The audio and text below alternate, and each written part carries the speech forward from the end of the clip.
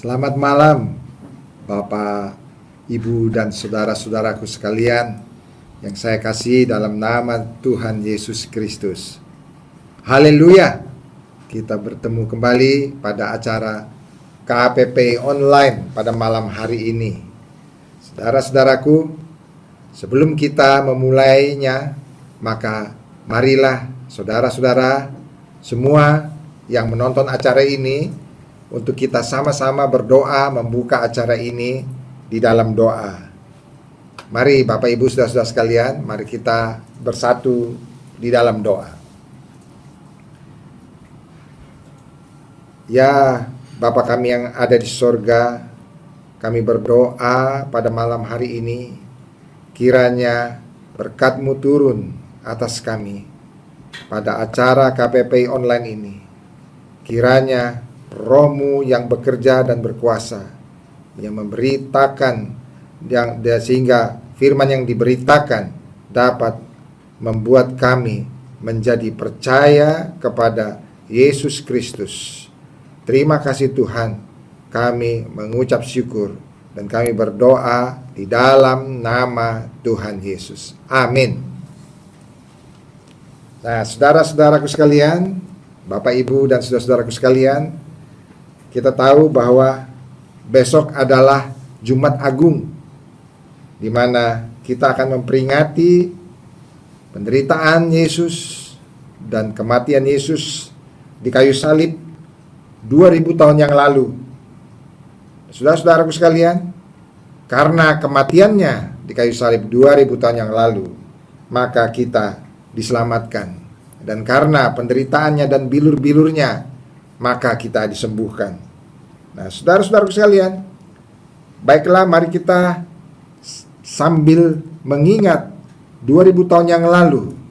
Saudaraku sekalian, pada malam sebelum Yesus disalibkan, jadi ketika hari Yesus disalibkan, maka malam sebelumnya, ya seperti malam ini, saudaraku sekalian, maka disitulah Yesus ditangkap. Yesus ditangkap ketika dia selesai berdoa di Taman Getsemani. Kalau saudara membaca firman Tuhan, saudara dapat lihat dalam Matius 26, di situ dikatakan ayat 36 dan seterusnya bahwa Yesus ada di Taman Getsemani dan berdoa. Dan setelah dia berdoa, saudaraku sekalian, maka pada ayat 47 di situ dikatakan bahwa Yesus ditangkap. Saudaraku sekalian, jadi pada waktu dia ditangkap, saudaraku sekalian, dia memang betul-betul menyerahkan dirinya untuk ditangkap, saudaraku sekalian. Karena apa?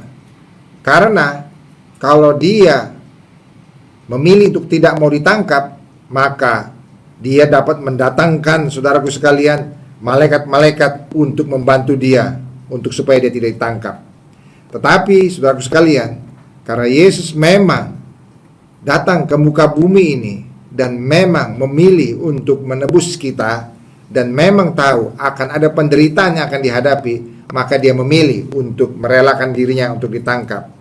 Saudara-saudaraku sekalian, kenapa saya katakan demikian? Karena dalam Matius 26 ayat 53, Yesus berkata begini kepada orang-orang yang menangkapnya. Atau kau sangka bahwa aku tidak dapat berseru kepada Bapakku supaya ia segera mengirim lebih dari 12 pasukan malaikat membantu aku? Saudaraku sekalian, dia dapat saja untuk meminta Bapa di surga mengirim lebih dari 12 pasukan. 12 pasukan malaikat membantu Yesus. Saudaraku, ini lebih dari 80.000 malaikat, saudara, bisa dikirimkan. Tetapi Yesus berkata begini, jika begitu, bagaimanakah akan digenapi yang tertulis dalam kitab suci yang mengatakan bahwa harus terjadi demikian? Saudaraku sekalian, Yesus datang dan dia mau menggenapi apa yang tertulis dalam kitab suci.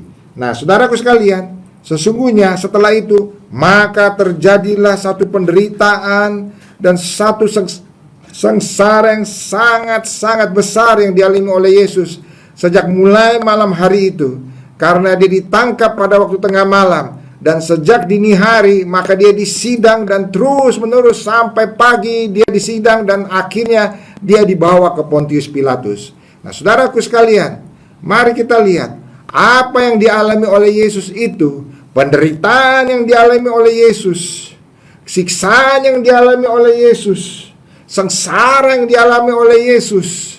Saudaraku sekalian, itu telah dinubuatkan oleh Nabi Yesaya 700-an tahun sebelum Yesus ada 2000 tahun yang lalu.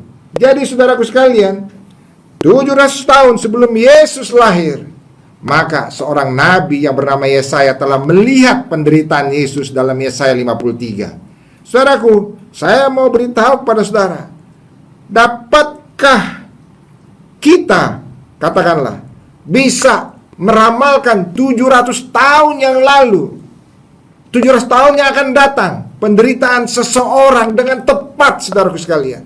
Tidak akan mungkin. Dapatkah kita betul-betul dapat meramalkan 700 tahun yang akan datang, bahwa ada seorang yang akan mati menderita?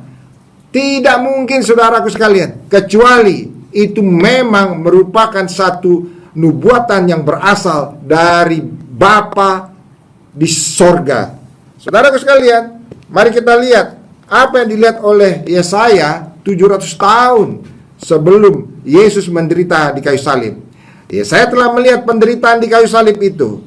Yesaya telah melihatnya 700 tahun sebelumnya. Mari kita baca, saudaraku sekalian, dalam Yesaya 53. Saya akan bacakan, saudaraku sekalian. Nubuatan ini benar-benar telah dilihat 700 tahun sebelum Yesus menjalaninya. Dan saya akan baca dari Yesaya 53 sampai ayat 1 sampai 6. Siapakah yang percaya kepada berita yang kami dengar? Dan kepada siapakah tangan kekuasaan Tuhan dinyatakan? Sebagai taruk ia tumbuh di hadapan Tuhan, dan sebagai tunas dari tanah kering. Ia tidak tampan, dan semaraknya pun tidak ada, sehingga kita memandang dia. Dan rupa pun tidak, sehingga kita menginginkannya. Ia dihina dan dihindari orang, seorang yang penuh kesengsaraan dan yang biasa menderita kesakitan.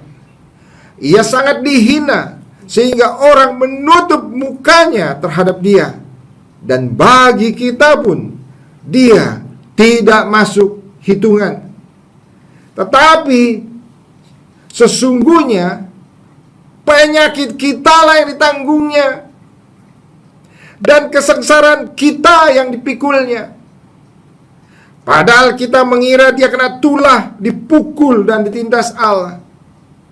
Tetapi dia tertikam oleh karena pemberontakan kita.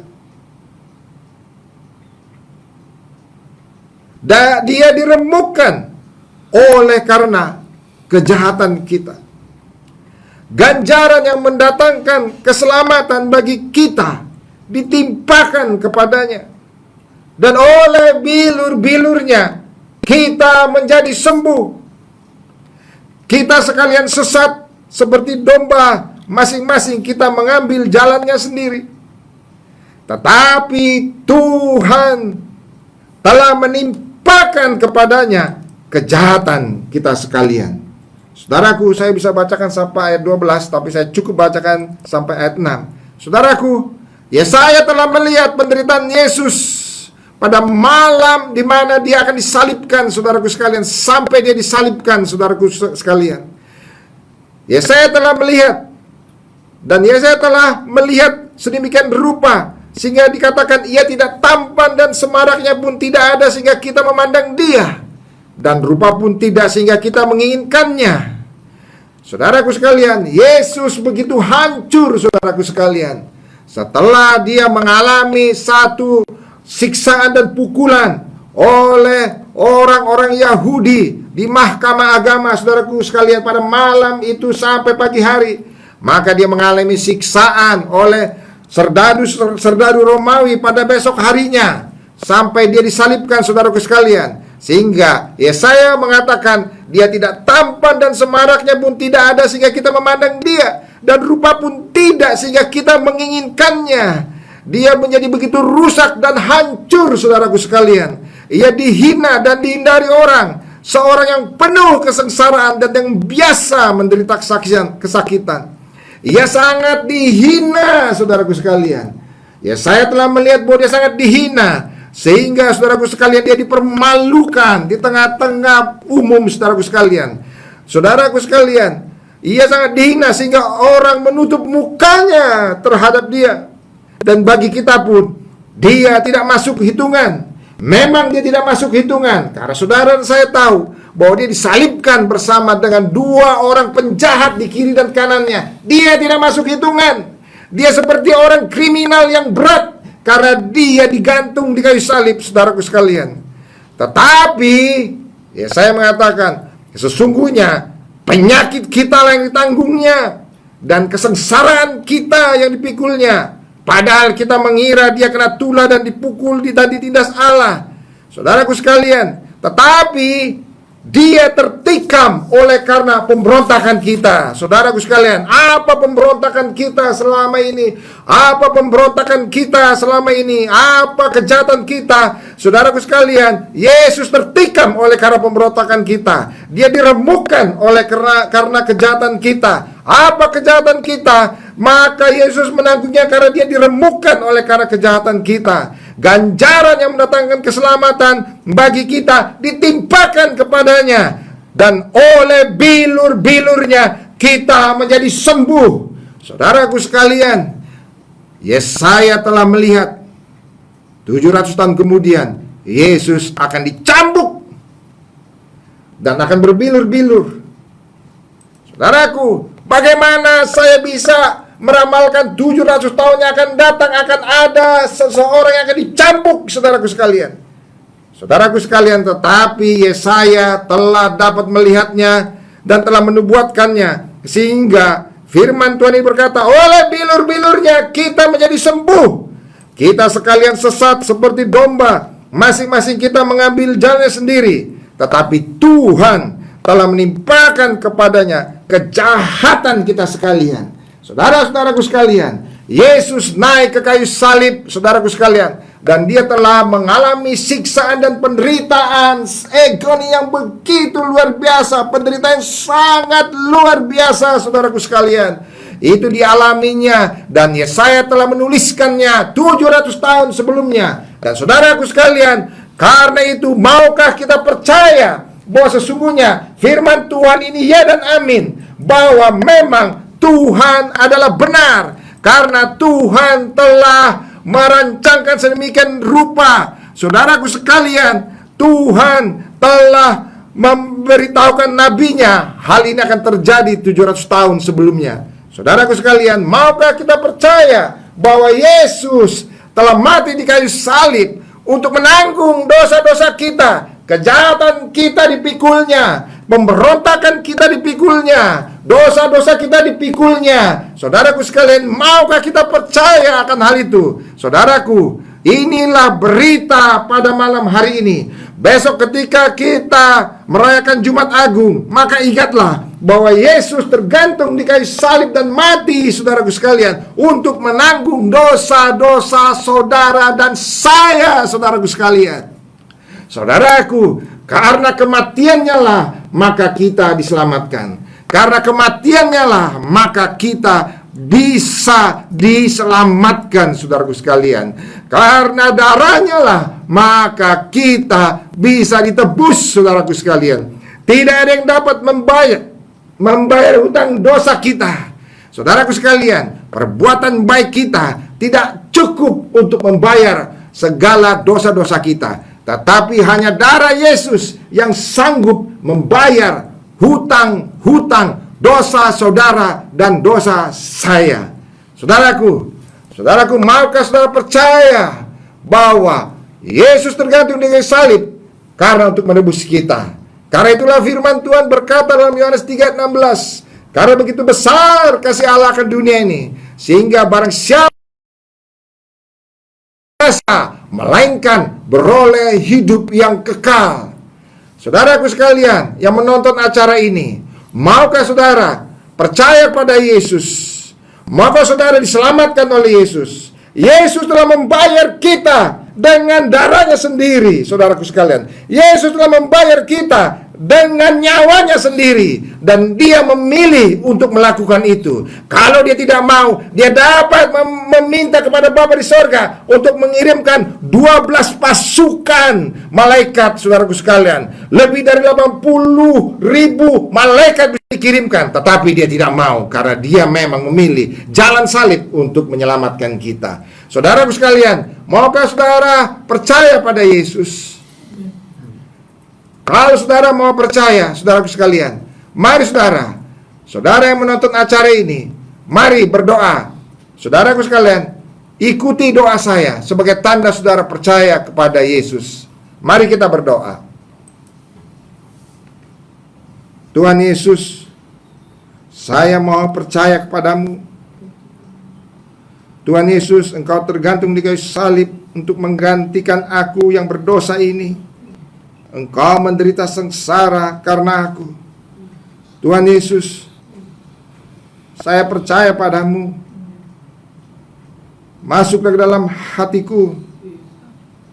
Basuhlah dosa-dosaku dengan darah-Mu yang kudus yang tercurah di kayu salib. Terima kasih Tuhan. Terima kasih Tuhan. Ampunilah dosa-dosa saya. Terima kasih Tuhan. Amin. Amin, saudaraku sekalian. Saudaraku, kalau saudara benar-benar percaya kepada Yesus dan percaya penebusannya berlaku bagi saudara, maka saudara menjadi anak-anak Allah sesuai Yohanes 1 ayat 12. Dan saudaraku, itulah mujizat terbesar yang terjadi. Saudaraku, saudara mungkin setelah ini menerima mujizat kesembuhan pada tubuh saudara, tapi mujizat terbesar adalah keselamatan di dalam Yesus Kristus. Nah, saudaraku sekalian, bagi saudara-saudaraku sekalian sekarang yang sakit, saya mau beritahukan sesuai Yesaya 53 ayat 5. Saya akan bacakan lagi saudaraku sekalian. Tetapi dia tertikam oleh karena pemberontakan kita. Dia diremukkan oleh karena kejahatan kita. Ganjaran yang mendatangkan keselamatan bagi kita ditimpakan kepadanya, dan oleh bilur-bilurnya kita menjadi sembuh. Saudaraku sekalian, betapa sungguh luar biasanya saudaraku sekalian, bahwa memang nubuatan ini benar-benar berasal dari Allah di sorga. Karena apa saudaraku sekalian? Karena siapa yang dapat betul-betul meramalkan bahwa 700 tahun kemudian Yesus akan berbilur-bilur, saudaraku sekalian. Saudaraku, itu adalah hukum cambuk yang dijatuhkan oleh tentara Romawi, saudara sekalian. Saudaraku, Yesus dicambuk berkali-kali, saudaraku sekalian. Dan sesuai dengan banyak pendapat para ahli-ahli kitab, Yesus pastilah dicambuk lebih dari 39 kali. Karena bukan orang Yahudi yang mencambuknya, tetapi tentara Romawi yang mencambuknya, saudaraku sekalian.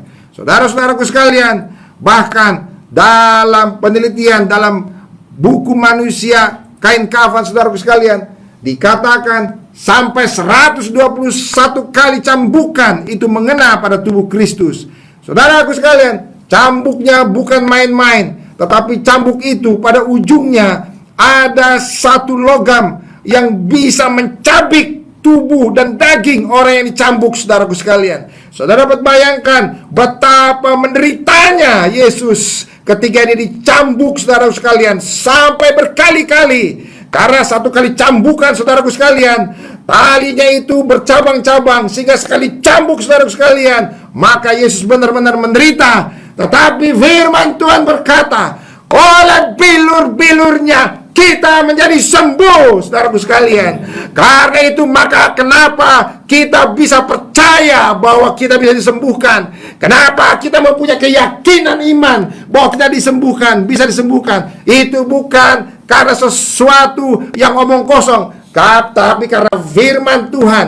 Karena Yesus menanggungnya, Karena Yesus pernah berbilur-bilur, saudaraku sekalian. Bilur-bilurnya itu, saudaraku sekalian, firman Tuhan katakan, oleh bilur-bilurnya kita menjadi sembuh. Saudaraku, kalau engkau mau percaya, maka engkau pun dapat disembuhkan. Oleh apa, saudaraku sekalian? Oleh bilur-bilur Yesus, engkau dan saya dapat disembuhkan. Apapun penyakit saudara, apapun, walaupun itu penyakit yang tidak dapat disembuhkan lagi secara medis, atau penyakit apapun yang tidak ada obatnya, bahkan kalau itu coronavirus atau COVID-19, saudaraku sekalian, yang tidak ada obatnya, saudaraku sekalian, tetapi firman Tuhan berkata, oleh bilur-bilur Yesus kita dapat disembuhkan. Kalau engkau sakit kanker sekalipun, engkau dapat disembuhkan. Kalau engkau sakit HIV atau AIDS sekalipun, engkau dapat disembuhkan. Kalau engkau sakit TBC sekalipun, engkau dapat disembuhkan. Kalau engkau sakit pada perutmu, engkau dapat disembuhkan. Kalau engkau sakit pada tanganmu, kakimu, engkau dapat disembuhkan. Apapun penyakit kita, baik yang terlihat atau tidak terlihat di dalam, Yesus sanggup menyembuhkan. Karena apa? Bilurnya menyembuhkan kita. Amin, saudaraku sekalian. Percayalah pada firman Tuhan. Kalau kita percaya, maka kita akan disembuhkan. Yesus tidak meminta uangmu. Yesus tidak meminta apa-apa. Yesus tidak meminta kebaikan-kebaikanmu untuk membayar ini. Tetapi Yesus meminta imanmu. Percaya kepadanya, maka engkau akan disembuhkan. Percaya kepadanya, maka engkau akan disembuhkan. Sama seperti orang buta Bartimeus yang beberapa hari yang lalu telah kita, bahkan saudaraku sekalian, yang telah kita renungkan bersama-sama, dia disembuhkan karena dia beriman kepada Tuhan Yesus. Maka kita pun dapat disembuhkan karena kita beriman kepada Tuhan Yesus. Saudaraku, maukah saudara beriman, percaya untuk menerima mujizat, saudaraku sekalian, pada malam hari ini? Mujizat kesembuhan, baik pada tubuhmu atau mungkin pada jiwamu yang sudah mulai goncang dan stres yang berkepanjangan, yang tidak ada jalan keluar, sehingga engkau tidak dapat tidur pada waktu tengah malam. Saudaraku sekalian, apapun sakit saudara, firman Tuhan berkata dalam Yesaya 53 ayat 6, oleh bilur Yesus kita disembuhkan, kita menjadi sembuh. Amin, saudaraku sekalian. Nah, mari saudara, kalau saudara memang mau disembuhkan, mari berdoa bersama-sama dengan saya. Peganglah tempat di mana engkau sakit. Kalau engkau sakit COVID-19 atau coronavirus, peganglah pada dadamu. Kalau engkau sakit pada matamu, peganglah pada matamu. Sakit pada kepalamu, peganglah pada kepalamu. Sakit pada perutmu, engkau pegang perutmu. Saudaraku, percaya, beriman. Bukan saya yang menyembuhkan saudara. Saya hanya manusia biasa, sama seperti engkau dan saya. Sama seperti engkau, saya sama seperti engkau. Saudaraku, tetapi Yesus yang kita sembah yang dapat menyembuhkan saudara dan saya. Saudaraku, mari kita berdoa bersama-sama. Tuhan Yesus, kami datang kepadamu. Kami percaya firman-Mu yang berkata, oleh bilur Yesus kami disembuhkan.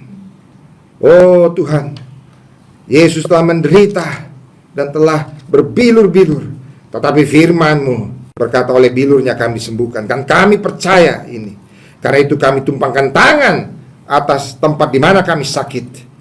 Dan kami percaya di dalam nama Yesus. Oleh bilur Yesus kami menjadi sembuh. Oleh bilur Yesus kami menjadi sembuh. Oleh bilur Yesus kami menjadi sembuh. Di dalam nama Tuhan Yesus kami berdoa dan menerima kesembuhan dari Tuhan. Amin. Saudara-saudaraku sekalian, amin. Puji Tuhan, haleluya. Saudaraku sekalian, keselamatan ada dalam Tuhan Yesus Kristus. Kesembuhan ada dalam Tuhan Yesus Kristus. Saudaraku, kalau saudara masih mau didoakan atau ada pertanyaan, saudara silakan kirim kepada call center pada nomor-nomor yang ada pada layar saudara, baik di YouTube atau Facebook. Dan saudaraku sekalian, maka tim pada call center, pelayan-pelayan Tuhan pada call center dengan sukacita akan menolong saudara dan mendoakan saudara. Saudaraku, terima kasih. Tuhan memberkati.